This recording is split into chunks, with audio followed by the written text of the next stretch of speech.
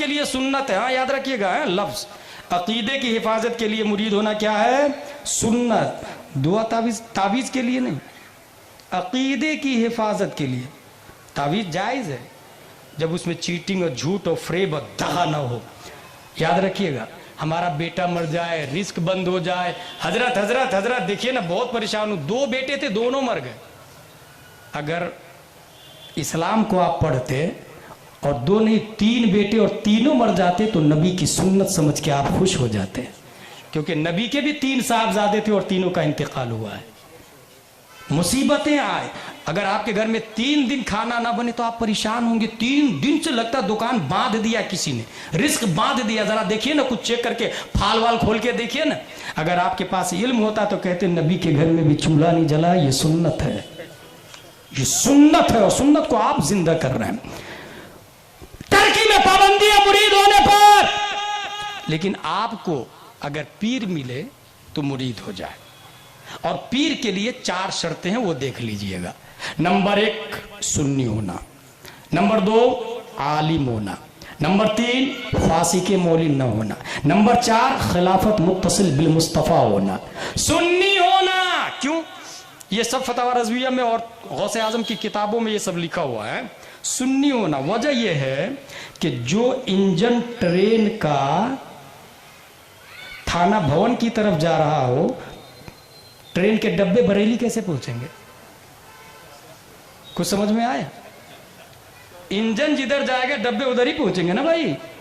اگر پیر صاحب سنی نہیں ہے تو وہ خود ہی جہنم میں جائیں گے، تو مرید کو کہاں سے جنت میں لے جائیں گے؟ اس لیے شرط نمبر 1 سنی ہونا، شرط نمبر 2 عالم ہونا. یہاں 1 دن کے بچے نے تھوڑا سا پیشاب کر دیا، پیشاب کر رہا تھا کہ میں نے ہاتھ ہٹا لیا، تھوڑا ہی سا پیشاب کیا، تھوڑا ہی سا. دھو کے نماز پڑھوں یا بغیر دھوئے نماز پڑھوں؟ 1 ہی دن کا بچہ ہے، ابھی گناہ بھی نہیں کیا، شریعت ہی لاگو نہیں ہے اس پر. دھو کے نماز پڑھوں کہ بغیر دھوئے نماز پڑھوں؟ اگر پیر جاہل ہے تو وہ بتا ہی نہیں پائے گا کرنا کیا ہے، کیونکہ یہ مسئلہ نور الازا میں لکھا ہوا ہے، یہ مسئلہ شرع وقایہ میں لکھا ہوا ہے. اور جب وہ پاک نہیں کر سکتا ہاتھ کو تو دل کو کیسے پاک کرے گا؟ تزکیہ نفس کیسے کرے گا؟ آپ کے دل میں عشق مصطفیٰ کیسے بھرے گا وہ؟ اس لیے پیر کا عالم ہونا بھی شرط ہے، عالم ہونا شرط ہے. اور عالم کی کتاب میں لکھا ہوا ہے آدھا دن کا بچہ ہو یا 1 گھنٹے کا بچہ ہو یا پھر 60 سال کا بچہ ہو، ناپاک ہے تو ناپاک ہے پیشاب. یہ مسئلہ نور الازا میں لکھا ہوا ہے. اس لیے پیر کا شرط نمبر 2 عالم ہونا. میں نے یہ دیکھا ہے قاضی شہر علامہ سلیمان صاحب، جو پیر عالم نہیں ہوتا وہ اپنے مرید کو مرید بنا کے کیا کہتا معلوم؟ علماء سے دور رہنا ہے، میری علماء سے بنتی نہیں ہے. یہ تو وہی ہو گیا نا بھائی، چہرے میں کالا لگا دیا، بولا آئینہ دیکھنا مت، میری آئینہ سے بنتی نہیں ہے. یہی ہوا نا بھائی. واٹ نون سینس یار. جو حقیقت ہے اس کو بھی نہیں بتانے دے رہے ہو تم، جو حقیقت ہے اس کو بھی نہیں بتانے دے رہے ہو. شرط نمبر 2 عالم ہونا، شرط نمبر 3 فاسق مولن نہ ہونا. انگوٹھی 4-5 نہ پہنتا ہو، داڑھی نہ کٹاتا ہو، نمازیں نہ چھوڑتا ہو، عیاشیاں نہ کرتا ہو، لڑکی کو تنہائی میں بلا کے گھنٹوں تعویذ نہیں دیتا ہو. ہمارے یہاں ایک بابا تھا، ایک لڑکی پہ جنات بہت لگ رہا تھا، بابا نے سیدھا ایسا تعویذ دیا کہ اس کی جنات اسی وقت جائے گا جب مجھ سے شادی ہوگی. اور کر بھی لیا اس نے. بعد میں لوگوں کو پتہ چلا کہ بہت بڑا چیٹر ہے وہ، تو مار پیٹ کے طلاق دلوایا اس کو. اچھا مردوں سے زیادہ عورتوں کی بھیڑ لگی رہتی تعویذ کی دکان پر. میں نے دیکھا ہے. علم حاصل کرے میرے بھائی، تب سمجھ میں آئے گا اسلام کیا ہے. فاسق مولن نہ ہونا. کتنی 30 شرطیں ہو گئی؟ 3 ہو گئی. 4تھی شرط خلافت متصل بالمصطفیٰ ہونا، یعنی ان کی خلافت بیچ میں ڈسکنیکٹ نہ ہو. کچھ لوگ کوئی اوپر ہے ہی نہیں، خود ہی اکیلا پیر بن جاتا ہے، اکیلے، کوئی خلافت بھی نہیں دیا، میں پیر ہوں. بھائی وہ مولانا صاحب تو آپ کا رد کر رہے تھے، بولے مولانا سے میری نہیں بنتی ہے.